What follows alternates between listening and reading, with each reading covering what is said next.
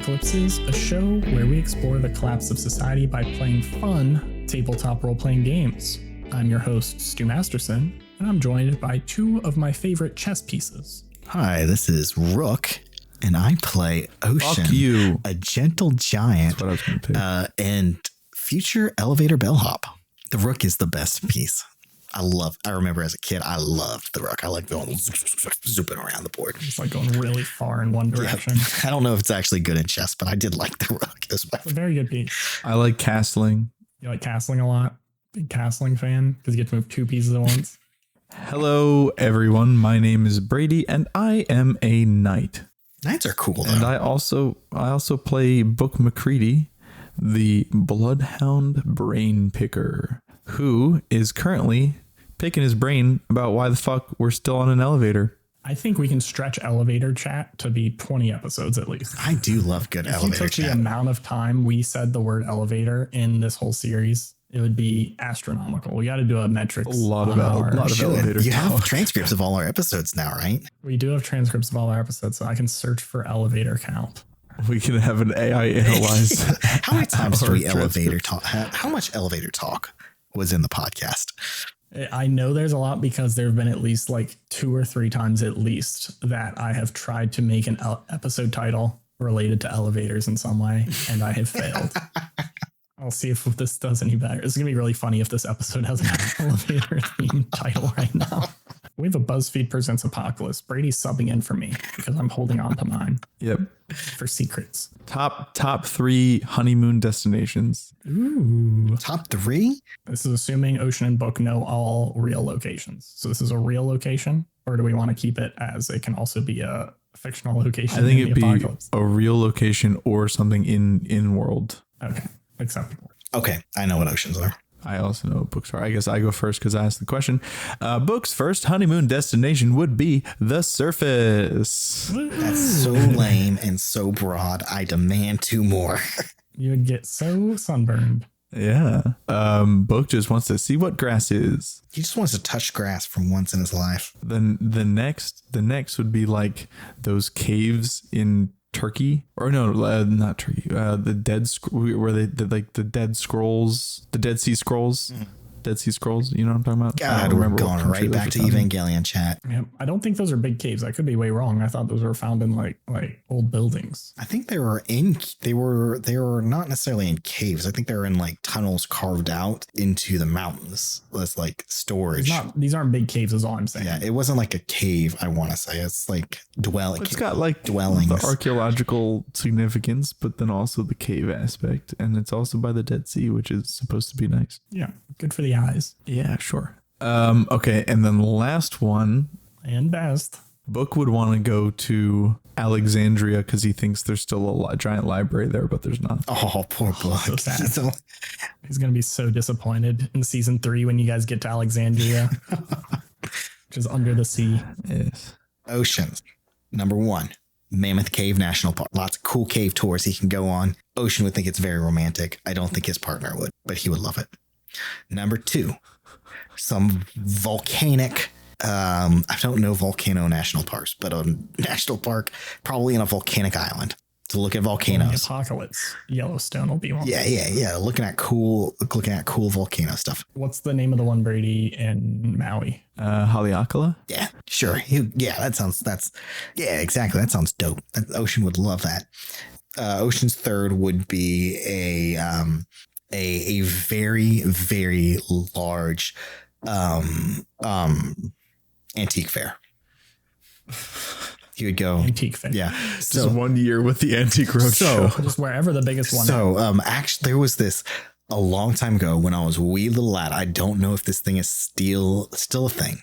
A wee little. When I was a wee little baby Jacob. I don't know if this is still a thing, but I think this would be a wonderful thing that Ocean would adore.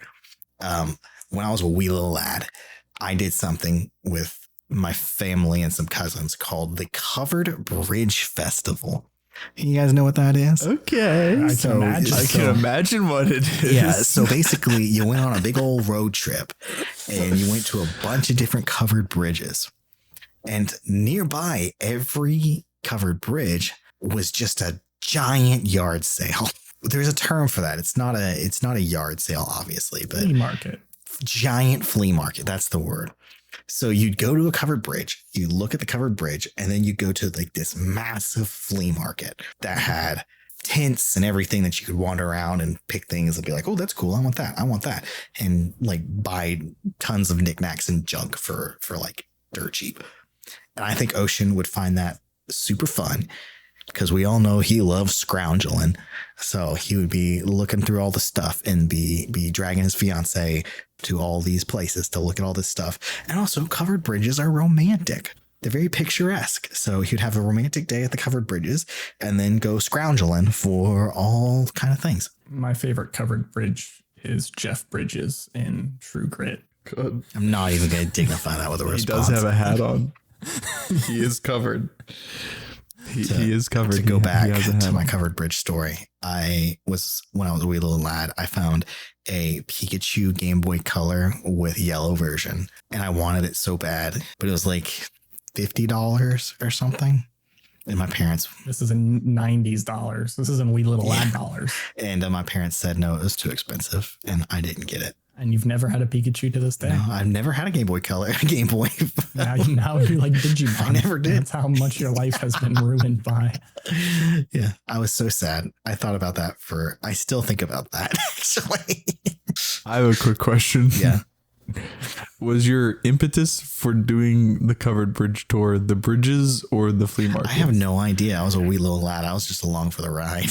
But for Ocean, it's the flea market. For Ocean, it would be the flea market, but he would think the covered bridges are romantic. So he would think it would be a great honeymoon destination. I don't think any of his choices are actually good honeymoon destinations, but I think Ocean would think they are. Can my destinations be activities instead? No. Well, they can be activities in an area. You can say you're going to an area. Yes. It has to be a specific area, though. Okay. My 3 locations are going to vary between cities and countries because I don't know enough cities and countries. Number 1, Barcelona, because it's a beautiful beach. And ever since. Okay, that's a good honeymoon location. I'm a real person, not like you fake people, so I can just give real answers. Yeah. But the reason I want to go there is lame because I've wanted to go there ever since Tony Hawk Underground 2. Skating around those freaking beautiful beaches. Oh my God. I'm like, yeah. Oh, that's a terribly good reason. And since I have to give locations, I will also, for what I really wanted to say, is I would also do hide and seek the whole time. It would be a massive week-long hide and seek adventure. I would never be found. Sounds like a terrible honeymoon. You know how large Barcelona. Okay. Location 2 would be Iceland. I think that'd be really cool. I've always wanted to go to Iceland. Never been. That's right. Yeah. I'm sure it's beautiful there. Sure you can get a cool little hut that's not going to freeze you to death. I heard they have ferries. I would try to find some of them and it would be a blast. Wait, what activity are you doing in Iceland? Is it still hide and seek? No, finding ferries. Okay. You can't hide and seek in Iceland. Are you insane? I mean, You'd you could freeze fall to down a death. crevasse and never be seen again. Actually, that's more Greenland, isn't it? And then for my third one, I would like it to be a surprise. And I know this may seem a little lame because I'm going with another cold location, even though I don't like cold too much, but I would be like surprise destination, get on a plane, fly for a while. Boom. We're at a research facility in Antarctica. Oh, you want to see the ice wall that separates the edge of the earth, right? Over the ice wall that separates our flat plane. Yeah, you got to figure out. From the celestial turtle. And in my activity, Celestial turtle. Because we my are in the activity- Stephen King universe. My activity at the Research Institute in Antarctica would be research, would be my primary activity. Romantic because I'm honeymoon. at a research place, obviously. But 2 would be the thing. I would want to do the thing. Nice. I love that. That was in Siberia, though. My voice just cracked so bad. It wasn't in Antarctica this whole time? It was in Siberia, but that's Well, okay. I would still do it down there. Yeah, I would totally love. Can I do the thing with you on your honeymoon? Well, if you marry me. What a romantic honeymoon choices. All 3 of them are terrible. You don't want to do hide and seek in Barcelona? Wait, are you still allowed to claim tax benefits if you don't live with the person you're married to? Suppose not. Yeah, you can claim anything. You can file married filed separately, right? Well, yeah, yes, but then you don't get the tax benefits. That's true. Oh, Brady's dying. Oh God, Brady's dying. My calf just Charlie horsed so bad. Oh God. Book snook of book takes. Whoa! Welcome back, everybody, to Book's Nook of Book Takes. I'm in a lot of pain. I'm in so much pain. My name's Book, and I'm your host of Book's Nook of Book Takes. And today, Stu. Yeah, he for the viewer's pleasure to know the context. Brady went to the gym and did one squat, and now he is in agony. He has blown out his calf muscles. Our listeners don't know this because it's only 10 minutes into an episode, but Brady has actually been complaining about his calves for probably 3 hours now, at least. And until now, I literally thought it was a bunch of small cows. Shocked. It's the dumbest joke I think we've ever told on the entire podcast. I think that is the dumbest joke we've ever top told. 10 joke right now. Well, this Book Nooks of Book Take is going to be super fast because I feel like this intro's probably already been long. We'll see how much we covered bridge chat. Don't cut any of that. I'll be so pissed. That was a fundamental part of my childhood. This week, I want to bring us back. A couple weeks ago, I talked about a little known TV show on Peacock called Twisted Metal. And I was like, hey, season 2 should come out soon. It's been so long since I've actually said that season 2 is fully out and finished. And I just want to say it was actually super great, super fun the entire time. They added a bunch of new characters. They added whatever the dude's name is who plays NoHo Hank from... Oh, he's Barry, the best part of Barry. Best part of Barry, and he's in it. They added the guy who plays Stuart from Letterkenny. Just like season 1, main character is also... whatever the name of new Captain America is. Anthony Mackie? Yeah. Probably. And they are all great. It's really funny. It's also action packed. It's clearly apocalyptic. If no one's played the Twisted Metal series, I think I talked about this like 2 weeks ago, but it's basically a bunch of cars fighting each other in a post-apocalypse. And the show is way better than it sounds and probably way better than it should be based on the original source material. I was just about to mention, I can't picture how you do a TV show off to the source material. I've never played any of the Twisted Metal games, but I've like seen people play it, and it just looks like car fights where you're like driving around crashing cars. And I when I saw that was what the show was going to be that was the new series they're adapting, I was like, what is the game? Do the games have a story? The game's story is basically as much, if anyone's familiar with like Mortal Kombat, or I guess maybe even like a fighting game, Soul Calibur, Tekken type story. The bare minimum of a story Different story based on who wins. A lot of those fighting games, you play through the story and you kind of wish they didn't try to tell a story. It's very similar to that. I'm sure there are a lot of Twisted Metal fans who would disagree, who get super into it, just like I probably used to about Mortal Kombat when I was younger. But I think it's very impressive what they did. And you can really tell it's one of those shows that you just know like everyone was having fun and like liked doing what they were doing the whole time. It's just a blast and way better than I expected. I just watched it because there's only 2 good shows on Peacock. I was like, hey, look, a third may be okay one. So go watch it. Season 1's great too, but I think season 2 gets even better. So if you kind of like season 1, stick around for season 2. Either way, give it a try. Official Stu recommendation. And with that, let's get back to the action. Last episode, you started ascending to the top of the tower, but you got ambushed by former rival Grubbins and some other Silent. You smashed your elevator into theirs, and then Book did a magic and exploded the entire thing using his creepy chaos powers that he has recently acquired. As you're free falling, Ocean tried to save Book, grabbing him at the last second, but as Book reached and tried to grab a super high-powered plasma rifle to use to murder everyone, instead, Grubbins found his hand and is now trying to wrench him out of Ocean's grasp.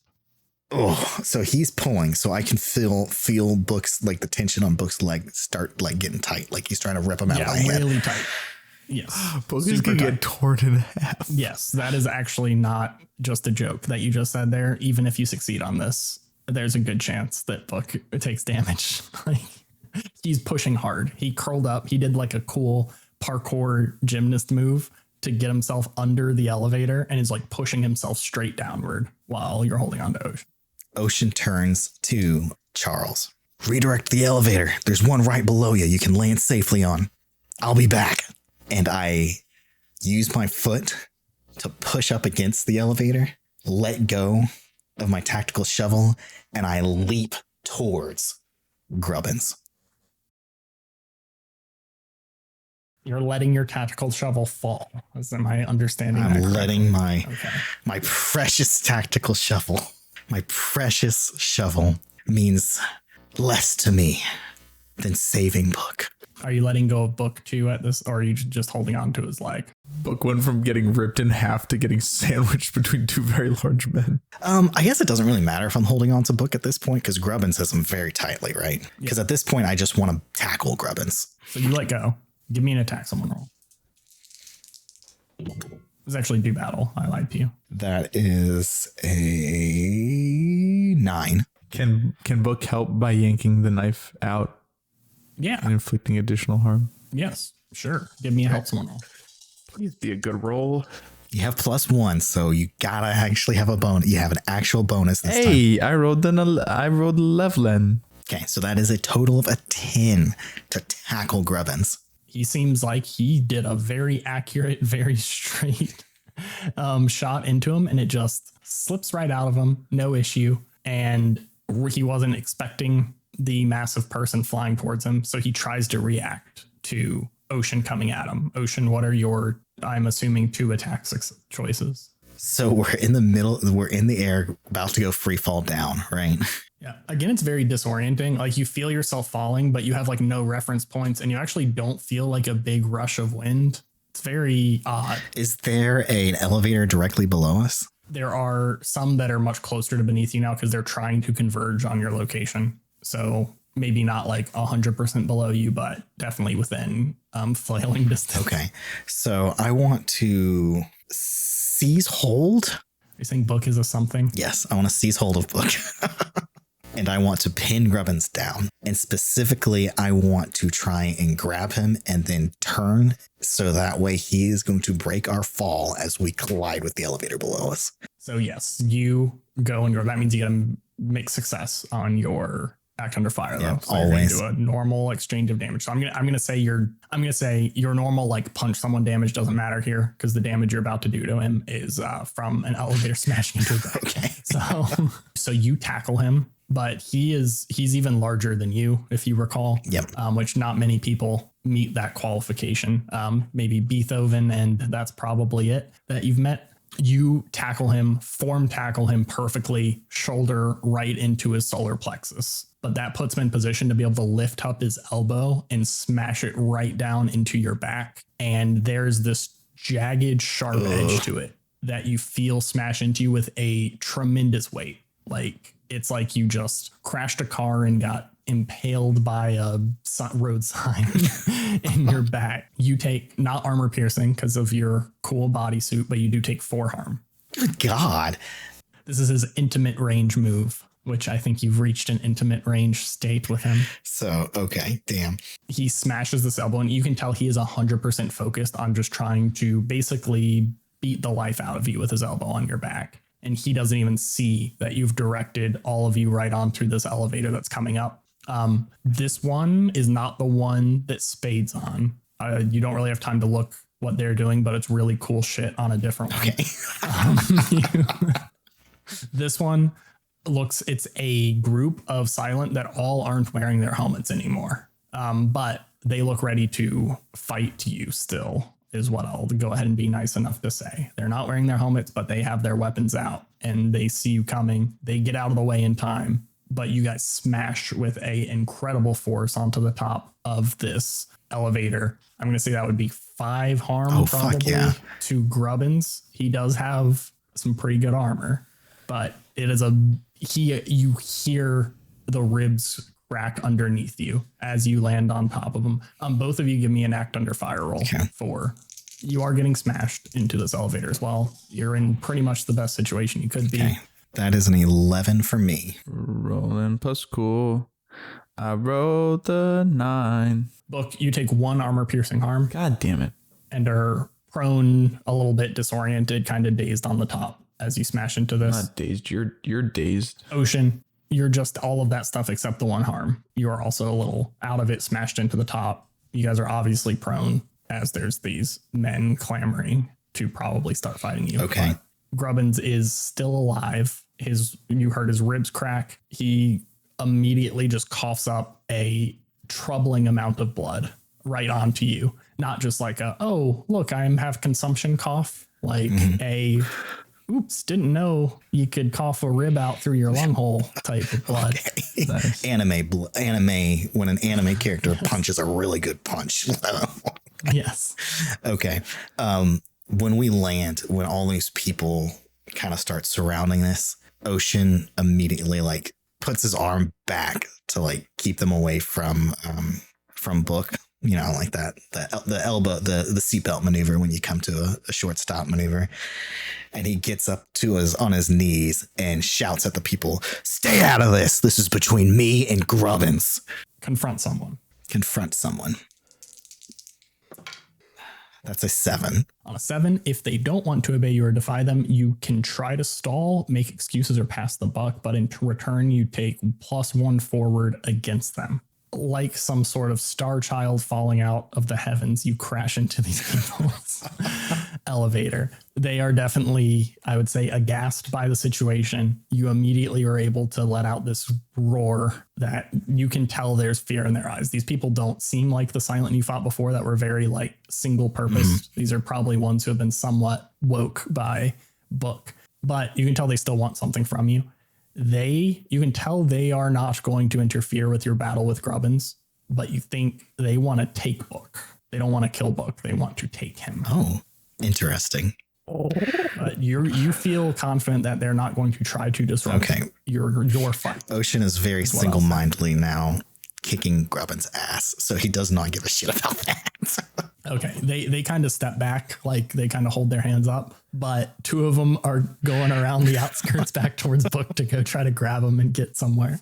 So let's let's do Book first. How are you going to try to not get kidnapped? I think I want to treat him like a scared little dog at the pound. I'm like, hey, because they're like creeping towards me, like they might have been affected. Gangly hands out, right? Have you seen Annie when the dog catcher is first introduced? Yeah, they're like that. Okay, so I'm like, hey, you got my message, huh? I played the dog catcher in a production of Annie by What a perfect role for you. There you go. Yeah, we heard that you can bring us to the green place. Yes. You're going to take us there now. Actually, it's up. We're going to go up first because in order to get to the green place, we have to defeat the Overseer. Give me a reason with someone roll. I don't want to, though. You're good at cool. That's your main thing. I'm bad at rolling, though. You're forgetting. Your real fear should be that even when you succeed on this move, it doesn't have to be that good. I got a 9. Oh, wait, no, I got a 10. I have +3 cool. On a 10 plus, they have to choose, set reservations aside, and go along with you, or else, frankly, maybe violently refuse. So you see them definitely falter, and they kind of stop for a second, and they go, no, there's nothing green up there. There's nothing green. No, you don't understand. We'll never get to the green place while the Overseer's alive. That's not what you told us. You said just go with you and the place is out there. Where is it? Tell us where it is. I think it's on the surface, but we can't get to That's so far away. What the other guy like puts his hands on his head and like walks back. That's incomprehensibly difficult to get to. We have a way to get there, but not if the doors are going to open and flood all of Subtropolis. One of them points a gun at you and goes, give me the map. Give me the map to the green place. I don't have a map. In the background, Ocean and Grubbins are just punching the shit out of you. I don't have a map, but I do have a plan. And if you trust me, I promise I won't steer you wrong. The one without the gun turns to you and he goes, we can't take down the Overseer. You don't think we would have done that 1,000 years ago if we could? Just tell us how to get to the surface and we'll leave you alone right now. If not, you're coming with us. And then we'll go to Ocean. I assume you're fighting. I want to stand up and charge him with my plasma cutter to try and melt the metal arm into where it can't move, where it's just like frozen. So like aim for the joints with the plasma cutter. I will say that this can be a do battle where if you do your attack someone, you can seize hold of something, that thing being his crazy metal arm. Okay. Is that fair? I like that plan. Okay. You roll do battle. That is a 7. I'm so glad I have a +3 hard. Yeah, that was a bad roll you got there. Okay, so that is good. You only choose one, so it's going to be that one, right? Is that your one option? Okay, so you still do the normal damage. How much does the plasma cutter do? Plasma cutter does 2 environ. This is a bit retroactive. Also give me an act under fire roll to make sure you can hold them down long enough to actually do this, because this isn't as quick as like a gunshot, right? Yep. You're having to like get into melt through his arm, and this is about to do a shit ton of damage if you fully get it off right now. Okay. You'll still hurt him no matter what. You succeeded on That is another 7 for act under fire. You stand up on his chest and pull out this plasma cutter. You start unwelding his arm from his body. And you're able to get about halfway through. How much environment harm? 2 environ is what it does. Okay. That is normally equivalent, would normally be 7 armor piercing harm. Oh yeah, baby. If you have a single non-structural target that you're unleashing this on, you're not able to hold him down for that full amount of time. You do get about halfway through his arm and you see portions of it like stop working. Like he's got like 2 good fingers left. You see the rippling like fake muscles on it don't really engage in some areas, and some of these weird gears start grinding to a halt. And he is going to take 3 armor piercing harm from this. If you can finish getting it off, you'll get the rest of the 4 additional armor piercing harm, which by the way is a lot. Yeah, baby.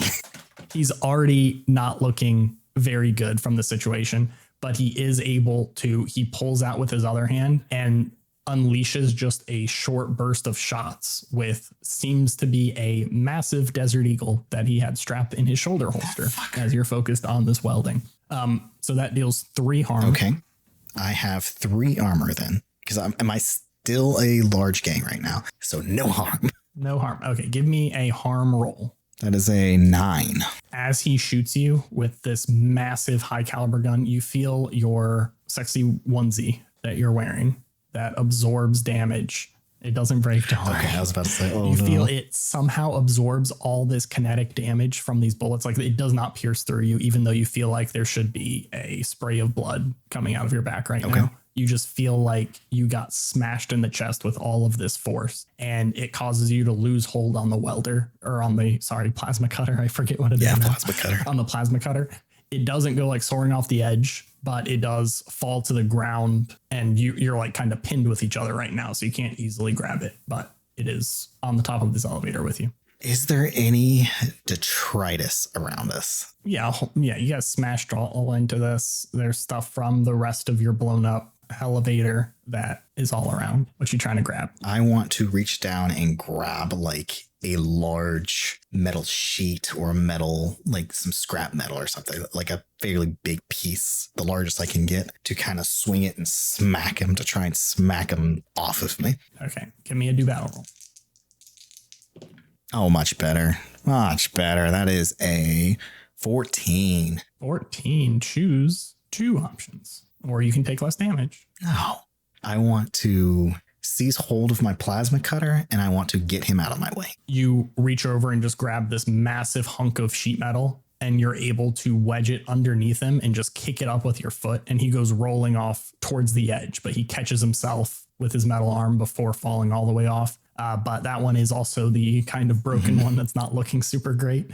So he does look he was kind of excited at the beginning. He kind of seemed stoic and focused for most of the middle part there. And this is the first time you actually see there be some like fear in his eyes as he's trying to hold onto this edge with this semi-functional arm. And you're able to easily spin over and grab the plasma cutter back up. Okay.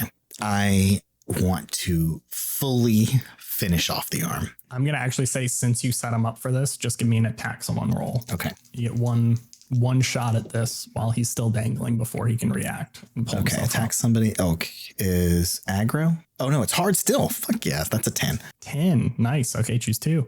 I want to... Yeah, I'll do 1 additional arm harm. So I'll do inflict terrible harm. And I want to seize hold of Grubbins.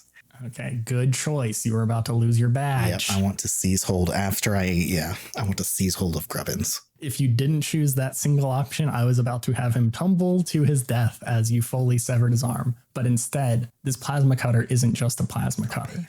This is a plasma welder. Yeah. As you've learned. So as you smash through the end of his arm and you fully disable all of its core functions that are right at the middle part that you almost got to last time, you see suddenly it's like it had just been like this complicated bunch of machinery, but you get to a point and suddenly blood starts spurting out of it and you see bone marrow leaking down the side of the elevator, and he starts screaming in pain just out of nowhere as his arm gets fused to the edge of this rocketing upward elevator, and he just kind of starts tumbling on the side, limp, ragdolling, bouncing around, but he is stuck to the edge of it by the magic of your welder/unwelder. Hell yeah.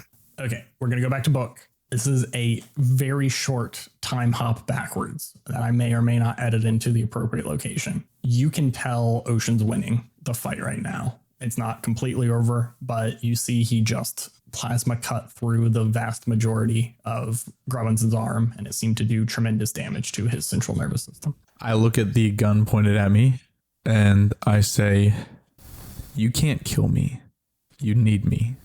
So put the gun down. And I'm not going anywhere until the overseer's dead, and neither are you. You really think you're going to be able to escape with all of the silent hunting you? You think you're going to get more than 5 feet out that front door? I don't think so, pal.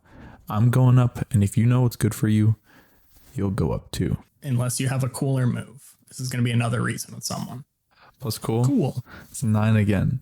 9. Okay, in this situation, can I argue me being a fucking beast helps? You're pretty distracted. Yeah, but they saw me land, and now I'm beating the shit out of their ex-security leader. Okay, give me a help someone roll. I'll let you roll a back someone's play. A retroactive backing of the play. That is an 11 because I have a +3 with helping right now. And I will give you a +1 to get a full success. They look at each other for a second, Book. After you say this, after you say, you can't kill me, I'm the one who knows, blah, blah, blah, blah, blah. They look at each other. And then the one who doesn't have a gun, who's kind of behind you, leans right into your ear. And he goes, we don't have to kill you. We can just make it very, very painful. And then you hear a ring of gunfire as an elevator blasts up to the side of you. And Spade, with their weird too long pistol that they have, just unleashes a volley of bullets at all the standing up people on the elevator, and they just collapse onto the ground. And they yell out the elevator and go, come on, catch up. And they zoom back up towards the top. Oh, hell yeah. It's rude. Grubbins is dangling like limply on the off the elevator, right?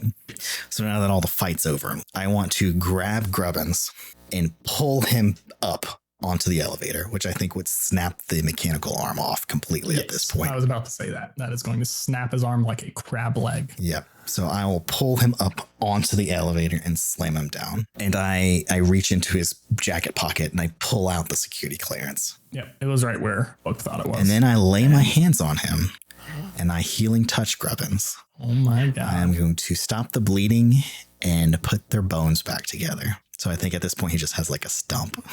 Oh my God. Did you roll for it? Or are you just magically saying you're doing I mean, this? I know I'm going to roll for if I roll a 7, I pick 2 in this damn thing. So yeah, that's a 9. So I pick 2. Okay.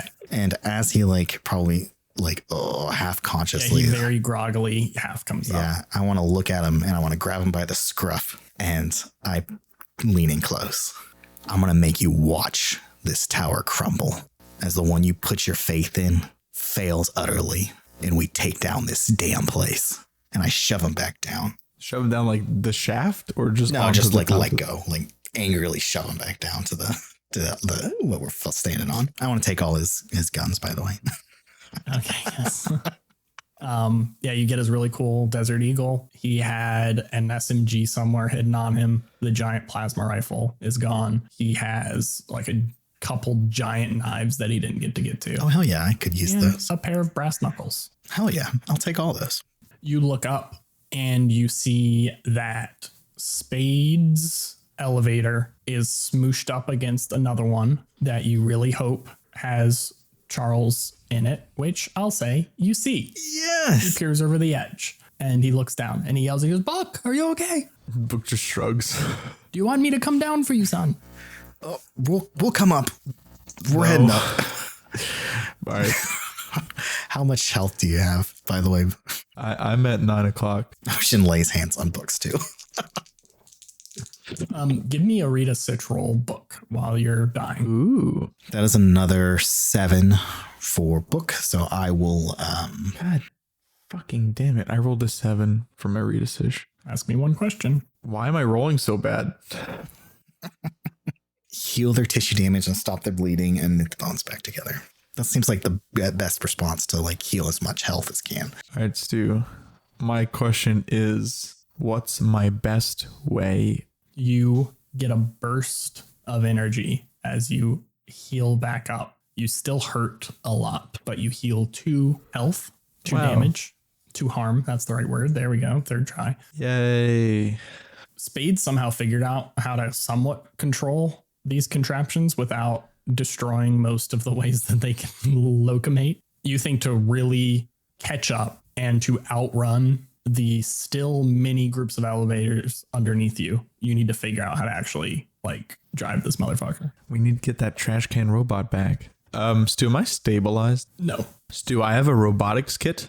my first robotics kit, technically, I believe. I would like to use my robotics kit to make the elevator go up. Well, that sounds complicated. I want elevator go up, please.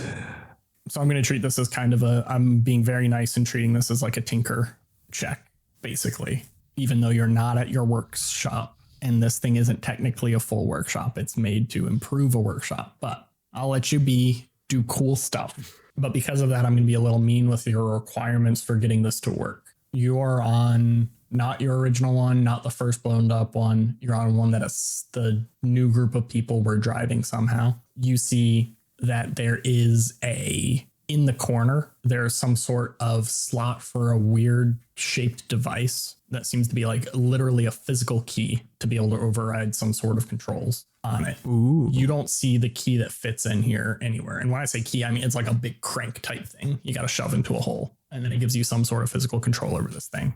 You think whoever had that has probably fallen off this elevator as they were shot by Spade on the way up. So you do not have one on this elevator. You assume the people on the other elevators have them because they're able to kind of close in on you. And you assume in the exploded detritus of the first elevator you crashed into, there was probably one. So somewhere in this big infinite area, there are some of these things you need, but there's none on the spot you're on right now. And you feel like with your tinkering around in the electronics of this, if you had that, you would probably be able to control this pretty well. Definitely speed up. Can I call up to my dad? Yep.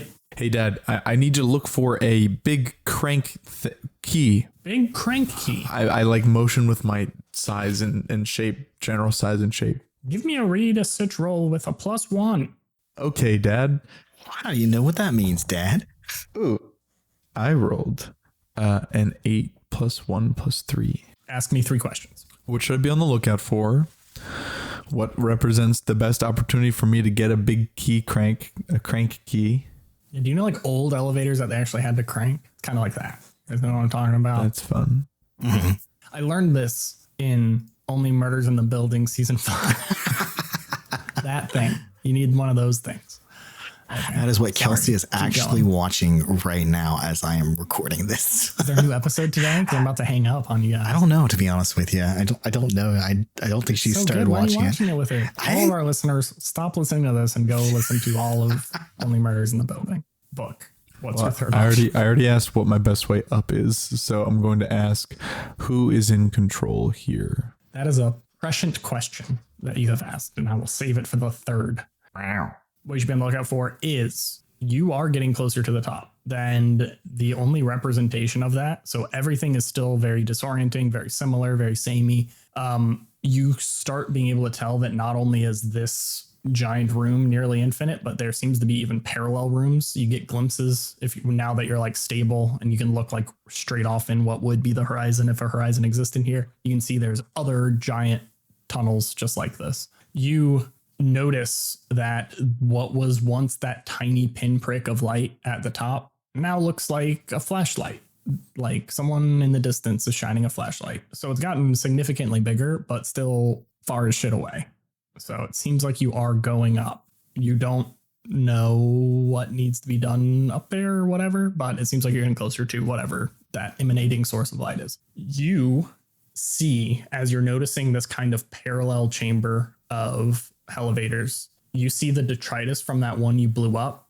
You're able to identify it, that they haven't all gone plummeting underneath you. For some reason, they're kind of bouncing around the outskirts. And you notice this not like, hey, I recognize that detritus. It looks familiar. You notice some of the silent who are riding up here are dead, but kind of just tumbling around still above you. And they seem to be like keeping pace kind of with where you're at, but you imagine you'll probably catch up to them somewhat.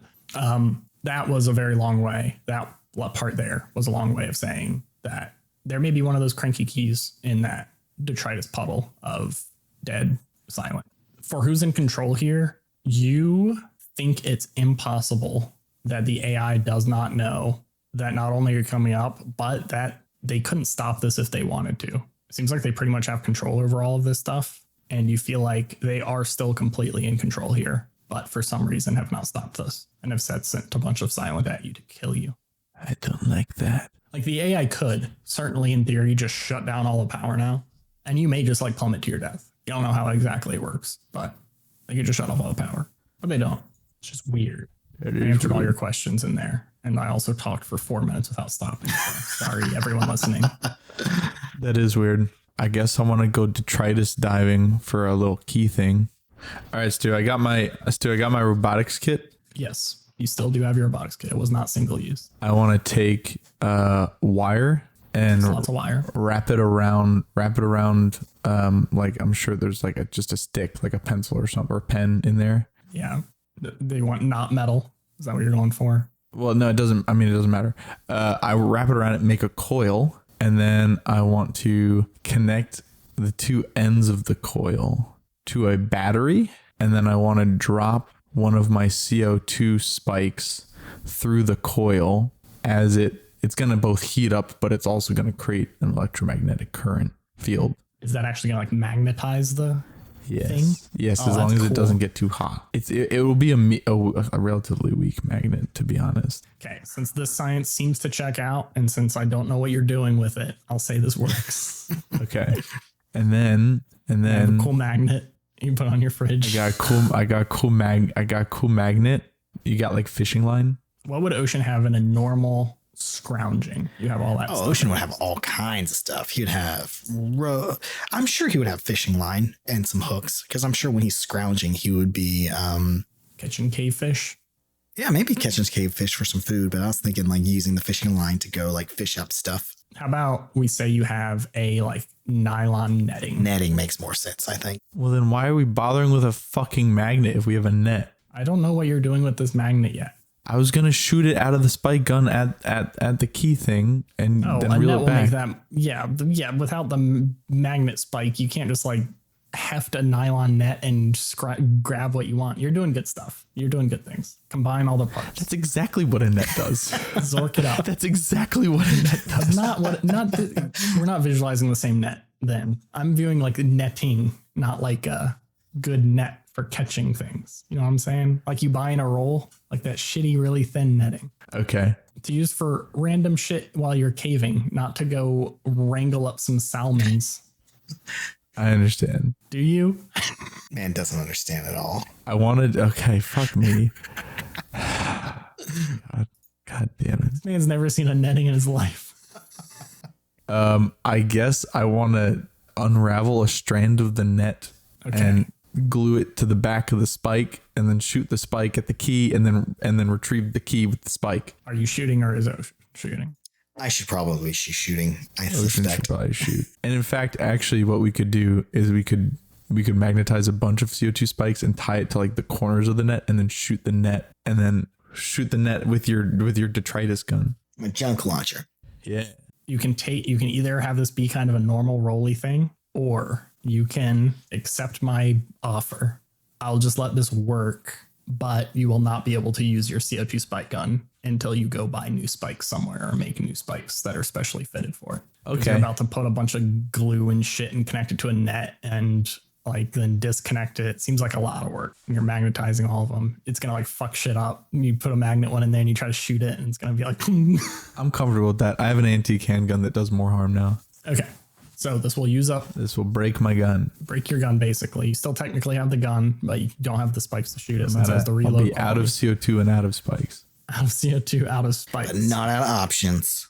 Full heart can't lose. Ocean, you put it in the junk launcher. Still give me a act under fire roll because you're gonna successfully scrounge stuff up. But if you roll really good, you may get some extra goodies. Okay. Act under fire. I didn't know we'd have a fishing side adventure during this episode. We need a little breather. This is good. It's not a game if there's not fishing, you know? It has to have fishing. My least favorite part of every game. Incorrect opinion. Wrong. I believe every Stardew game Valley. has to have fishing. Hades. Okay, that is a act under fire, you said? That is a 9. Damn. A 9. Damn, I'm Okay. one shy. You go shoot this net out and the metal like clunks to all sorts of different things. Some of it get kind of stuck on one of the silent. The net seems to grab most of the chunks of detritus and you start slowly pulling it back in, trying to pull it in a way where it kind of keeps things in a nice little taco as you're soaring upward. You pull it up and what you find are a lot of useless garbage that I'm not going to enumerate right now. Okay. But you do find the most metallic thing in there. The most magnetic ferrous object was this elevator crank. So you can give that to Book and let him start cranking through it, Okay. figuring out how it works. You also find you scooped up the body of the dude who had the kind of chain machete thing. Oh, fuck The yes. chain machete got stuck to it. So you have the chain machete. That's one thing you got. I think it can probably do significant intimate damage is what I'd say. Okay. That may separate it from your other stuff. So I'll say it does 4 harm, messy, intimate. So it's not very good at using it like normal knife range even because you kind of got to dig it into people. Okay. It's a repurposed medical equipment, which you figure out very quickly because you see this guy has a little copyrighted Red Cross plus on his backpack that you didn't notice before. As you open it up, it's mostly shitty medical stuff that you already have access to, like just gauze and bandages and things like that. But you do find in there one of something that you recognize from when you were silent. And it is something that seems to give you a big burst of energy and basically immediately stop any bleeding, but it kind of wears off over time. They call it coffee reddener. Coffee reddener? It's actually a little packet. You think Like that hot will sauce packet? no much bigger. But like that style of packet? You said packet. Like a giant silica gel packet. Okay. I know what you're talking. Okay. I can picture it. Something like that sized. Yeah. Yeah. Yes. Like something that combat gauze would. Like Yes, a exactly. Capri Sun. No, Jacob's got it. He can describe it. No, to you I know, later. like a medical package. This will heal you too, and it will temporarily stabilize you. But in the next 24 hours, if you are within 2 harm and you're not stabilized by a real medical professional, you'll probably die. Oh shit. So if whoever uses this, mark where you're currently at on your health before you use it.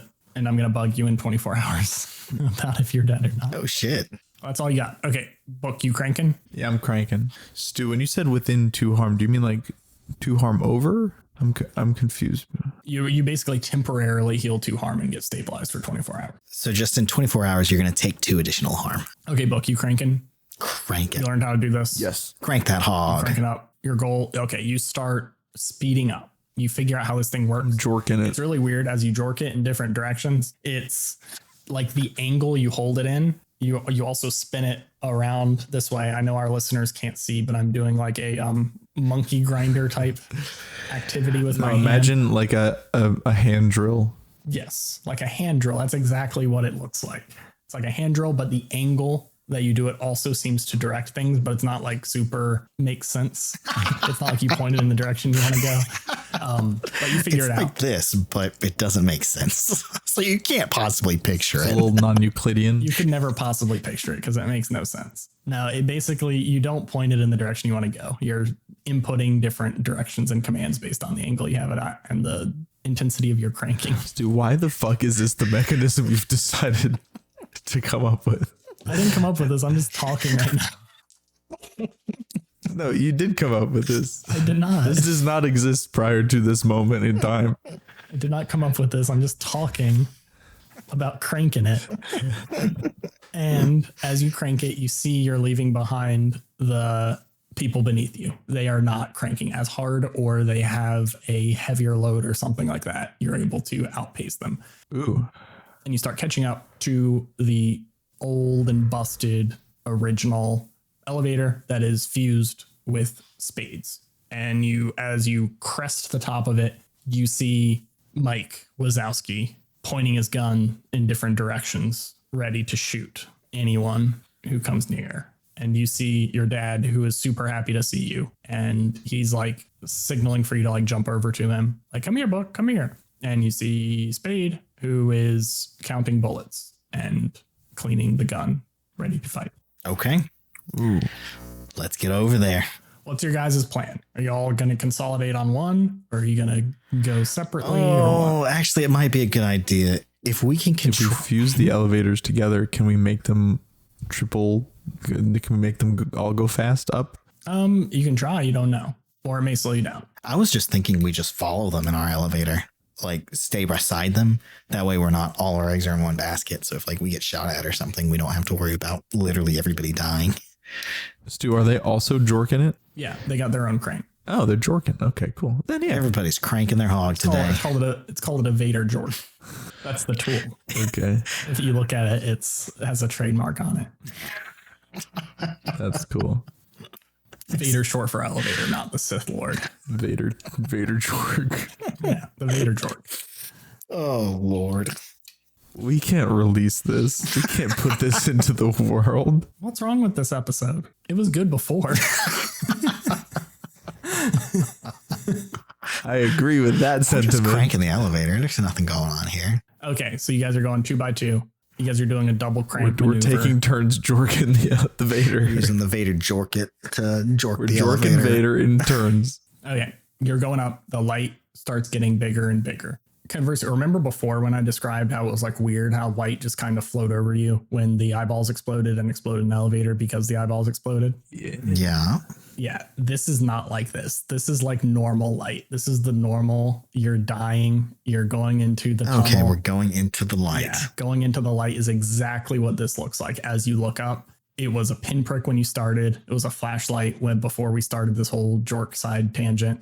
And then now you see like the side of a barn size, just perfectly white square of light above you that you are rapidly approaching. You're rocketing towards it. It doesn't seem to slow down. It doesn't look solid though. It looks like light that is just blindingly bright. Ocean looks over at Spade.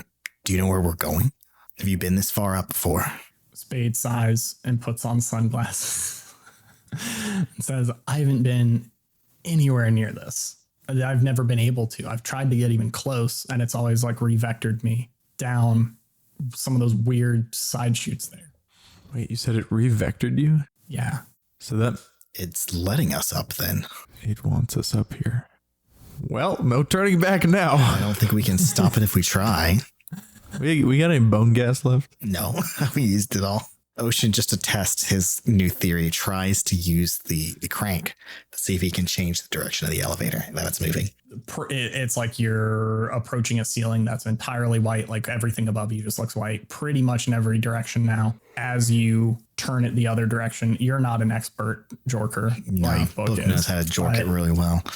You've watched him do it a few times. And as you try to do the opposite of the way he does it to make it go down, it does not slow at all. And it seems like you're actually still speeding up. It's really hard to tell because like I mentioned, like you feel yourself moving like you're on an elevator, but you don't feel the like wind blowing through you or anything like that. It's like you're almost weightless, but still feeling that pull. And you rocket up into this light So it fully encompasses you. You cannot see anything else. It is just white. You can't see between each other. You can't see book, can't see ocean. Ocean can't see book. You certainly can't see the other elevator. Just blinding light. And then suddenly you hear a ding. Just a normal ding. And slowly your vision comes back into focus. And you're inside an elevator. And it's just book and ocean. There's no one else here. And it says penthouse. There's a little security badge for clearance level 6. We were on top of an elevator, right? Yeah. But now we're inside an elevator? Inside and this one isn't all fucked up either. This looks like a nice, clean, perfect elevator. Oh, God. Oh, I'm very nervous. Ocean turns to book. Well, get ready, because I think we're about to be guests. And he scans his badge. Dee-doo. And the doors slowly open up into a pretty much completely dark room.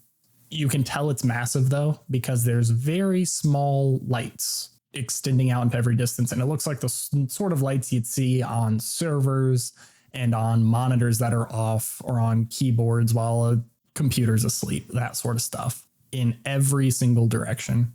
And then you see a single spotlight that is shining down on the familiar to you ocean figure of the overseer.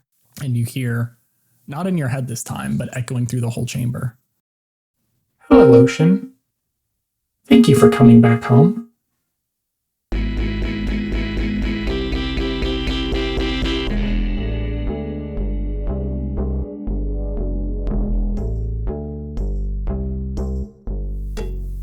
Thank you so much for listening to this week's episode of Oops, All Apocalypses. Getting pretty exciting now. Remember to check out all those links in the episode description. If you click the little link tree there, it brings you to all the different fun things that are out there related to us. The music and editing was performed by Stu Masterson. Brady McDonough made the logo and any associated art.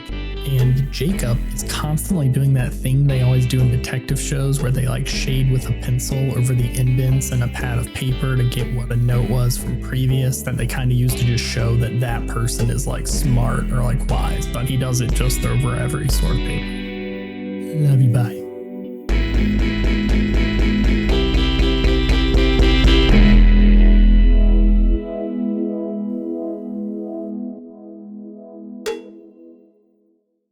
To quote a congressman from, I think, Georgia, That 16-year-old sure is hot.